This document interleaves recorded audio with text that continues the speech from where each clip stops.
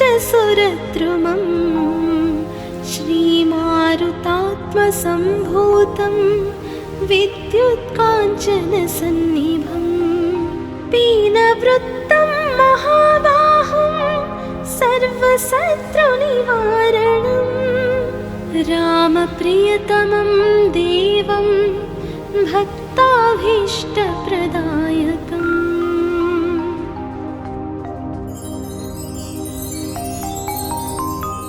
नानारत्नसमायुक्तं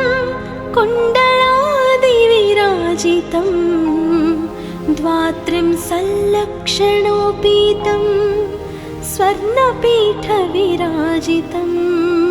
63कोटिबीजसंयुक्तं द्वादशावर्तिप्रतिष्ठितं पद्मासनस्थितं देवं षट्कोणमण्डलमध्यगम्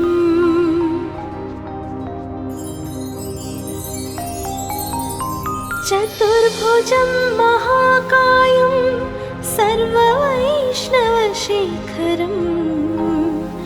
गदाभयकरं हस्तौ हृदि स्तौ सुकृताञ्जलिं हंसमन्त्रप्रवक्तारं सर्वजीवनियामकं प्रभञ्जनशब्दवाच्येन सर्वदुर्मतभञ्जकम्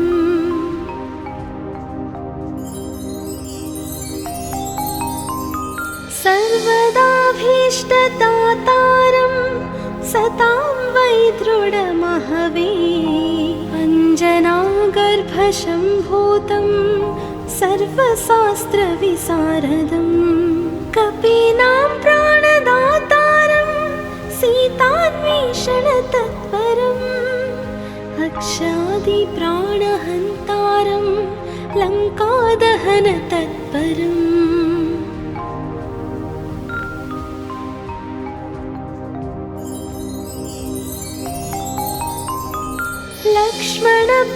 लक्ष्मणप्राणदातारं सर्ववानरयूतपं किङ्करा सर्वदेवाद्यः जानकीनाथस्य किङ्करं वासिनं चक्रतीर्थस्य दक्षिणस्थगिरौ सदा तुङ्गाम्बोधितरङ्गस्य वातेन परिशोभिते नानादेशगतैः सत्तैः सेव्यमानं नृपोत्तमैः धूपदीपादिनैवेद्यैः पञ्चकाद्यैश्च शक्तितः भजामि श्रीहनुमन्तं हेमकान्तिसमप्रभं व्यासतीर्थयतीन्द्रेण पूजितं च विधानतः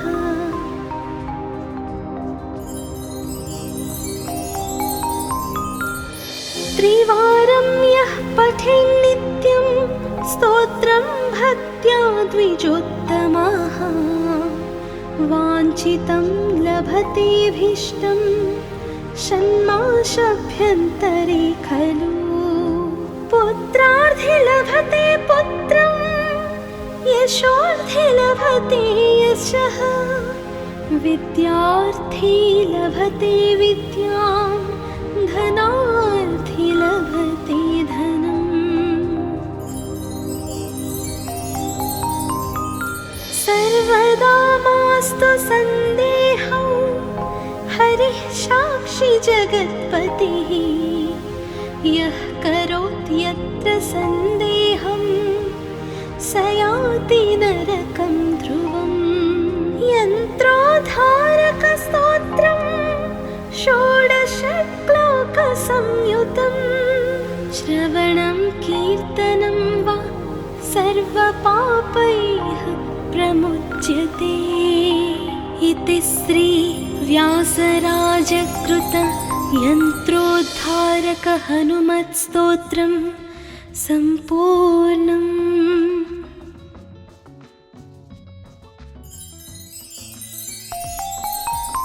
नमामि दूतं रामस्य सुखदं च सुरद्रुमं श्रीमारुतात्मसम्भूतं विद्युत्काञ्चनसन्निभं पीनवृत्तं महाबाहुं सर्वशत्रुनिवारणं रामप्रियतमं देवं भक्ताभीष्टप्रदायकम्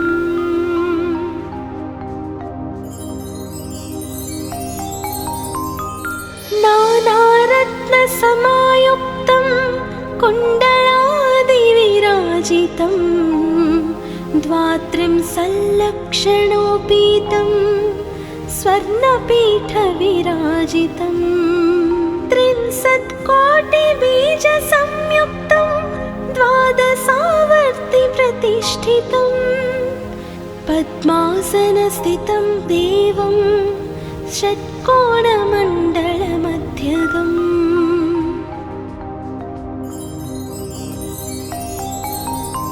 चतुर्भुजं महाकायं सर्ववैष्णवशेखरं गदाभयकरं हस्तौ हृदिस्थौ सुकृताञ्जलिं हंसमन्त्रप्रवक्तारं सर्वजीवनियामकं प्रभञ्जनशब्दवाच्येन सर्वदुर्मतभञ्जकम्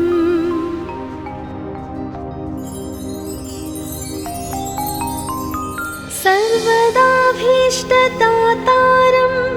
सतां वै दृढमहवे अञ्जनागर्भशम्भूतं सर्वशास्त्रविशारदं कपीनां प्राणदातारं सीतान्वेषणतत्परम् अक्षादिप्राणहन्तारं लङ्कादहनतत्परम्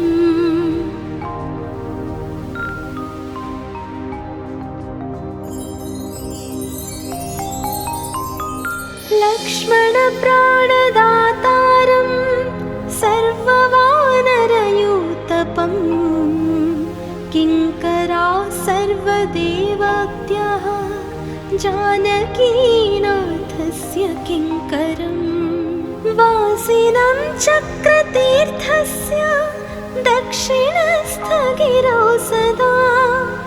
तुङ्गाम्बोधितरङ्गस्य वातेन परिशोभिते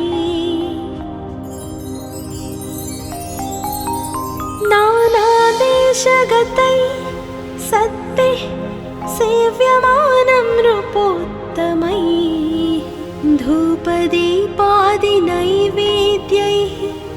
पञ्चकाद्यैश्च शक्तितः भजामि श्रीहनुमन्तं हेमकान्तिसमप्रभं व्यासतीर्थयतीन्द्रेण पूजितं च विधानतः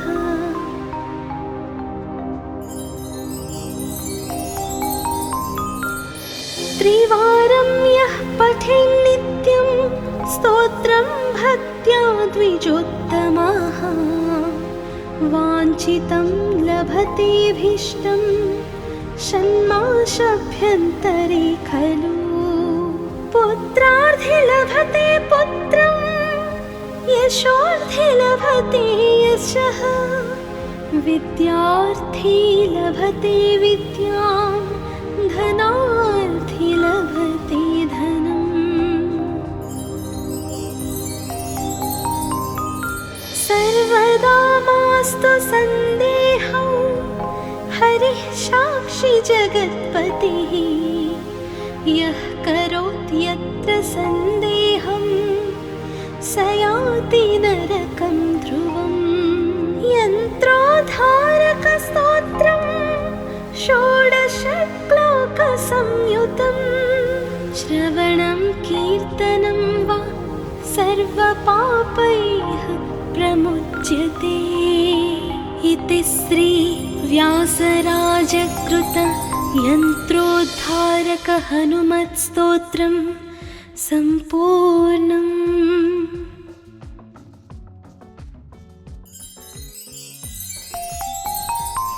नमामि दूतं रामस्य सुखदं च सुरद्रुमं श्रीमारुतात्मसम्भूतं विद्युत्काञ्चनसन्निभं पीनवृत्तं महाबाहुं सर्वशत्रुनिवारणं रामप्रियतमं देवं भक्ताभीष्टप्रदायकम्।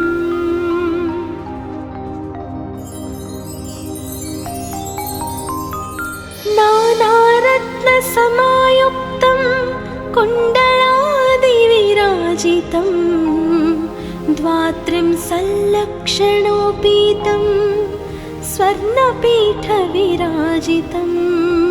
63,000,000बीजसंयुक्तं द्वादशावर्तिप्रतिष्ठितं पद्मासनस्थितं देवं षट्कोणमण्डलमध्यगम्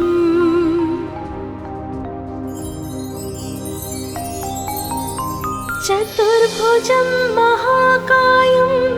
सर्ववैष्णवशेखरं गदाभयकरं हस्तौ हृदि स्तौ सुकृताञ्जलिम् हंसमन्त्रप्रवक्तारं सर्वजीवनियामकं प्रभञ्जनशब्दवाच्येन सर्वदुर्मतभञ्जकम्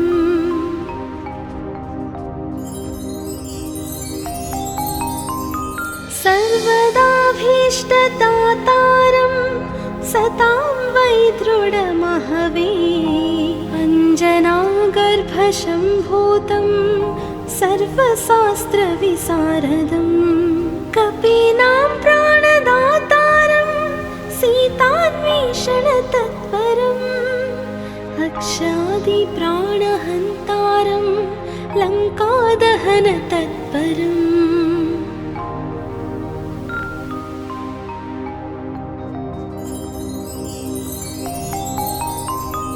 लक्ष्मणप्राणदातारं सर्ववानरयूतपं किङ्करा सर्वदेवत्याः जानकीनाथस्य किङ्करं वासिनं चक्रतीर्थस्य दक्षिणस्थगिरौ सदा तुङ्गाम्बोधितरङ्गस्य वातेन परिशोभिते नानादेशगतैः सद्भिः सेव्यमानं नृपोत्तमैः धूपदीपादिनैवेद्यैः पञ्चकाद्यैश्च शक्तितः भजामि श्रीहनुमन्तं हेमकान्तिसमप्रभं व्यासतीर्थयतीन्द्रेण पूजितं च विधानतः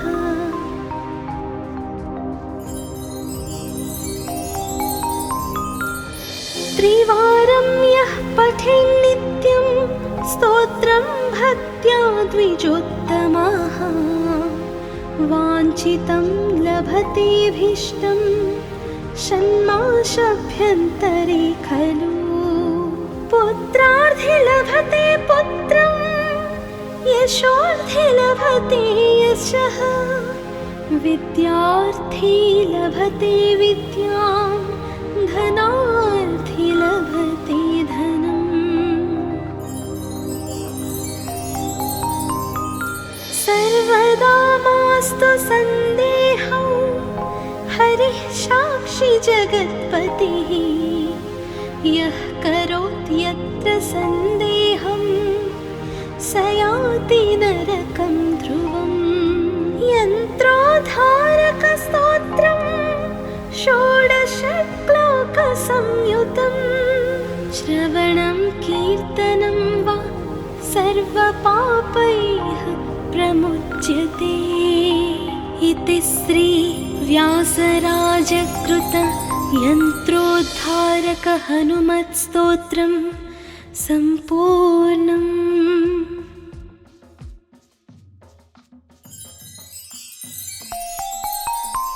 नमामि दूतं रामस्य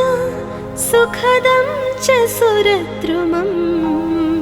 श्रीमारुतात्मसम्भूतं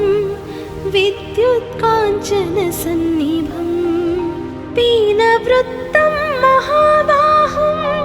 सर्वशत्रुनिवारणं रामप्रियतमं देवं भक्ताभीष्टप्रदायकम्।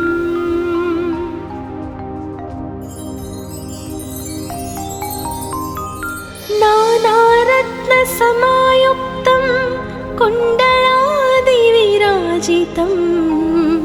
द्वात्रिंशल्लक्षणोपीतं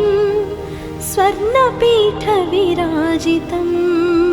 30,000,000,बीजसंयुक्तं द्वादशावर्तिप्रतिष्ठितं पद्मासनस्थितं देवं षट्कोणमण्डलमध्यगम्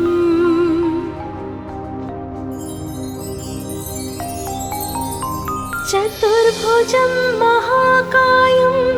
सर्ववैष्णवशेखरं गदाभयकरं हस्तौ हृदिस्थौ सुकृताञ्जलिं हंसमन्त्रप्रवक्तारं सर्वजीवनियामकं प्रभञ्जनशब्दवाच्येन सर्वदुर्मतभञ्जकम्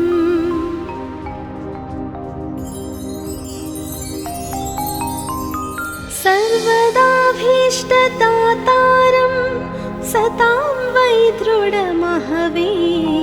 अञ्जनागर्भसम्भूतं सर्वशास्त्रविशारदं कपीनां प्राणदातारं सीतान्वेषणतत्परम् अक्षादिप्राणहन्तारं लङ्कादहनतत्परम्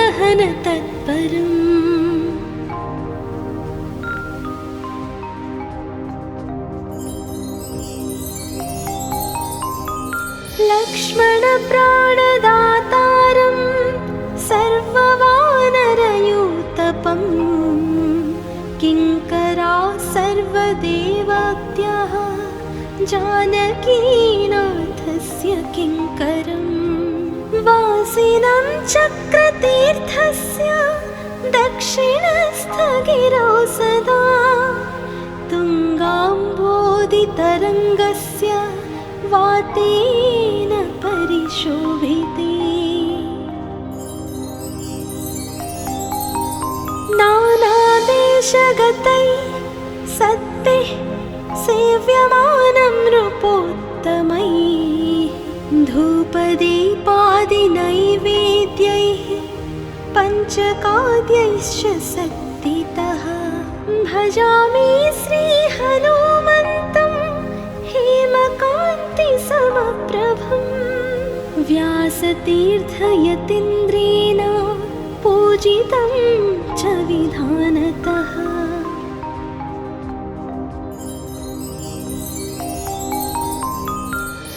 त्रिवारं यः पठेन्नित्यं स्तोत्रं भक्त्या द्विजोत्तमः वाञ्छितं लभतेऽभीष्टं षण्मासाभ्यन्तरे खलु पुत्रार्थे लभते पुत्रं यशोर्थे लभते यशः विद्यार्थी लभते विद्यां धनार्थी लभते धनम् सर्वदा मास्तु सन्देहौ हरिः साक्षी जगत्पतिः यः करोति यत्र सन्देहं स याति नरकं ध्रुवम् यन्त्रोद्धारकस्तोत्रं षोडशश्लोकसंयुतं श्रवणं कीर्तनं वा सर्वपापैः प्रमुच्यते इति श्री व्यासराजकृत यन्त्रोद्धारक हनुमत्स्तोत्रं सम्पूर्णम्।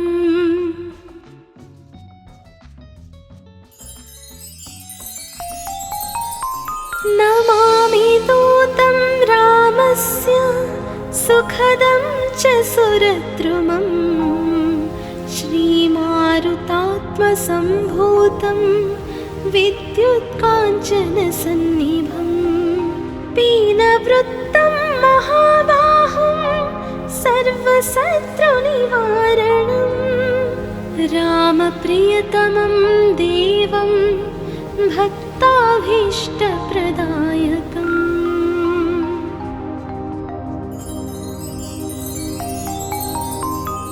नानारत्नसमायुक्तं कुण्डलादिविराजितं द्वात्रिंशल्लक्षणोपीतं स्वर्णपीठविराजितं 63,000,000बीजसंयुक्तं द्वादशावर्तिप्रतिष्ठितं पद्मासनस्थितं देवं षट्कोणमण्डलमध्यगम्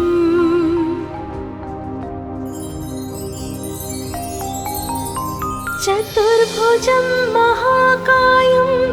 सर्ववैष्णवशेखरं गदाभयकरं हस्तौ हृदि स्तौ सुकृताञ्जलिं हंसमन्त्रप्रवक्तारं सर्वजीवनियामकं प्रभञ्जनशब्दवाच्येन सर्वदुर्मतभञ्जकम्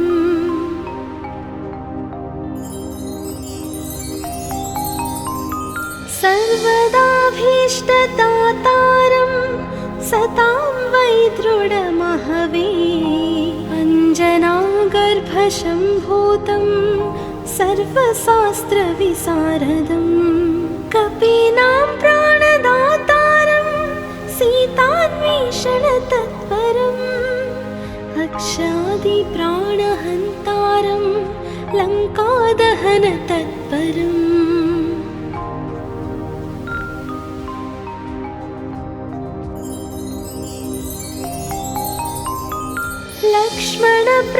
लक्ष्मणप्राणदातारं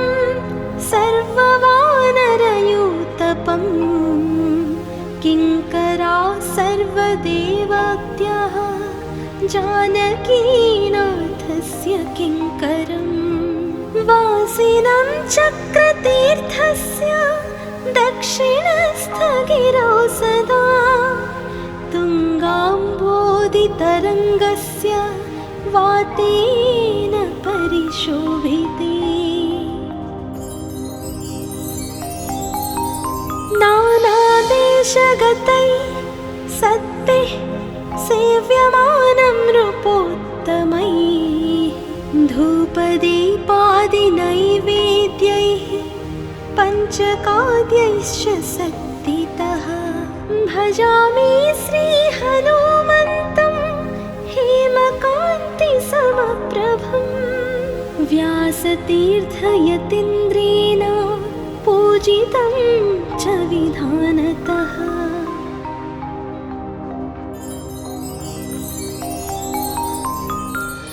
त्रिवारं यः पठेन्नित्यं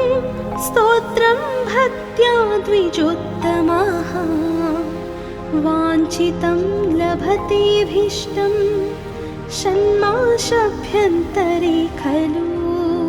पुत्रार्थे लभते पुत्रं यशोर्थे लभते यशः विद्यार्थी लभते विद्यां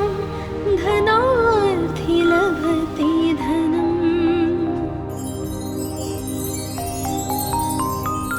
सर्वदा मास्तु सन्देहौ हरिः साक्षी जगत्पतिः यः करोति यत्र सन्देहं स याति नरकं ध्रुवम्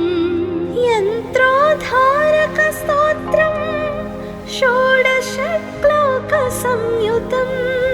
श्रवणं कीर्तनं वा सर्वपापैः प्रमुच्यते इति श्री व्यासराजकृत यन्त्रोद्धारक हनुमत्स्तोत्रं सम्पूर्णम्।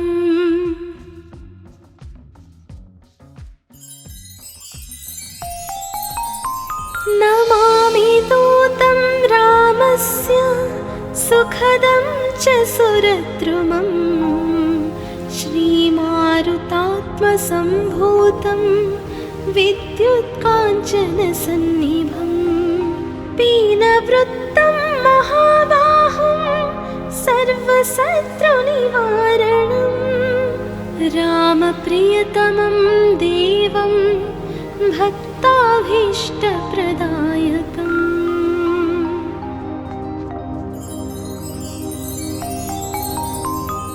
नानारत्नसमायुक्तं कुण्डलादिविराजितं द्वात्रिंशल्लक्षणोपीतं स्वर्णपीठविराजितं 63,000,000बीजसंयुक्तं द्वादशावर्तिप्रतिष्ठितं पद्मासनस्थितं देवं षट्कोणमण्डलमध्यगम्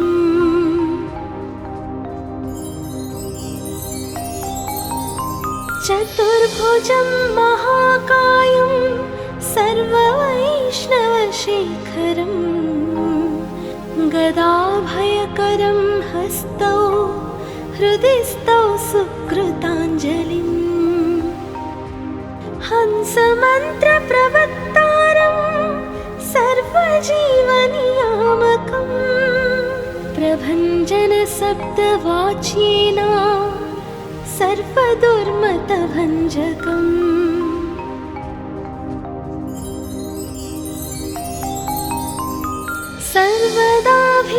सर्वदाभीष्टदातारं सतां वै दृढमहवे अञ्जनागर्भशम्भूतं सर्वशास्त्रविशारदं कपीनां प्राणदातारं सीतान्वेषणतत्परम् अक्षादिप्राणहन्तारं लङ्कादहनतत्परम्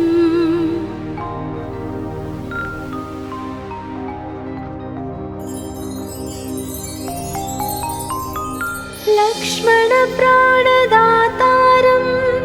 सर्ववानरयूतपं किङ्करा सर्वदेवाद्यः जानकीनाथस्य किङ्करं वासिनं चक्रतीर्थस्य दक्षिणस्थगिरौ सदा तुङ्गाम्बोधितरङ्गस्य वातेन परिशोभिते नानादेशगतैः सत्भिः सेव्यमानं नृपोत्तमैः धूपदीपादिनैवेद्यैः पञ्चकाद्यैश्च शक्तितः भजामि श्रीहनुमन्तं हेमकान्तिसमप्रभं व्यासतीर्थयतीन्द्रेण पूजितं च विधानतः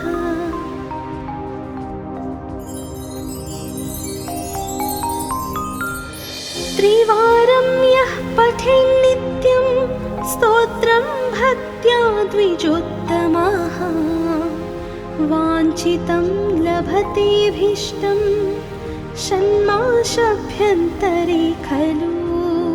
पुत्रार्थे लभते पुत्रं यशोर्थे लभते यशः